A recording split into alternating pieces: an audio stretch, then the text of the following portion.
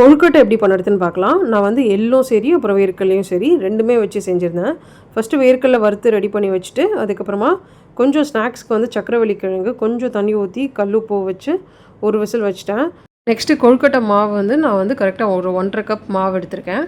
So இதில் வந்து கொஞ்சம் சால்ட் சேர்த்துட்டு மிக்ஸ் பண்ணிட்டேன். நெக்ஸ்ட்டு ஸ்டஃபிங்க்கு வந்து நான் வெல்லம் வந்து கட் பண்ணிக்கிட்டே வந்து வேர்க்கடலையும் வறுத்து ரெடி பண்ணிகிட்டே இருந்தேன். ஸோ ஒன்ஸ் வேர்க்கடலை வறுத்தோடனே எள்ளு கொழுக்கட்டையும் பண்ணலான்னு இருந்தேன். ஸோ எள்ளு கொஞ்சம் கொட்டி அதையும் வறுத்து ரெடி பண்ணி வச்சுட்டேன்.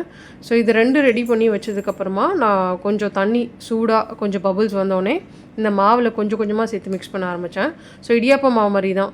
ஸோ ஒட்டாமல் நம்மளுக்கு கையில் வரணும். அதே மாதிரி கொஞ்சம் தண்ணியாகவும் இருக்கணும், ரொம்ப தண்ணியாக இருக்கக்கூடாது.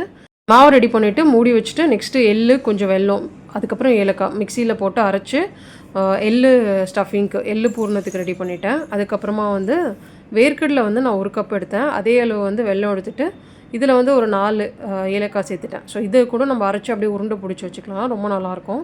ஸோ இந்த 2 ஸ்டஃபிங்கும் ரெடி பண்ணி வச்சதுக்கப்புறமா வந்து கீ வந்து கொஞ்சம் எடுத்து ஒரு கிணத்துல வச்சுட்டு அதை கையில் தடவிட்டு நான் மாவு வந்து நல்லா மிக்ஸ் பண்ணி ஒன்றா சேர்த்துட்டேன்.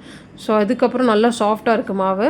நெக்ஸ்ட்டு நான் இந்த மோடில் வந்து நெய்யை நல்லா தடவிட்டு மாவு உள்ளே போட்டுட்டு ஒரு ஃபிங்கர் வச்சு நம்ம இன்சர்ட் பண்ணணும். கையில் கீ தடவிட்டு இன்சர்ட் பண்ணோன்னா எக்ஸ்ட்ரா மாவுலாம் கீழே வந்துடும். ஸோ அதுக்கப்புறமா நம்ம ஸ்டஃபிங் உள்ளே வச்சுட்டு மாவை திருப்பி எடுத்து மேலே வச்சிட்டோன்னா இந்த ஷேப் கொழுக்கட்டை ரெடி. ஸோ அதே மாதிரி எனக்கு இன்னொரு ஷேப்லேயும் எனக்கு ஃப்ரீயாக கிடச்சிச்சு. ஸோ அதில் எப்படின்னா நம்ம திரட்டிட்டு கையிலேயே நல்லா ப்ரெஸ் பண்ணிவிட்டு அந்த ஷேப்பர் மேலே நம்ம மோல்டு மேலே வச்சுட்டு நம்ம ஸ்டஃப் பண்ணிவிட்டு மூடணும். ஸோ இந்த மாதிரி பண்ணபோது எனக்கு நிறைய ஸ்டஃபிங் வச்சுட்டேன். ஸோ சைட்லலாம் வந்துடுச்சு, ஆனால் எதுவும் வெளியே வர மாதிரி இல்லை. ஸோ நான் அப்படியே வச்சுட்டேன். ஸோ நம்மளுக்கு பிடிச்ச ஷேப்பில் இந்த மாதிரி ரெடி பண்ணி வச்சுட்டு இட்லி பாத்திரத்தில் வந்து தண்ணி ஊற்றி நல்லா கொதிக்க வைக்கணும். ஸோ அதுக்கப்புறமா நான் இட்லி பிளேட்டில் கீ தடவிட்டு இந்த கொழுக்கட்டை வச்சுட்டு உள்ளே வச்சுட்டு கரெக்டாக ஒரு 7 மினிட்ஸ் குக் பண்ண வச்சுட்டேன்.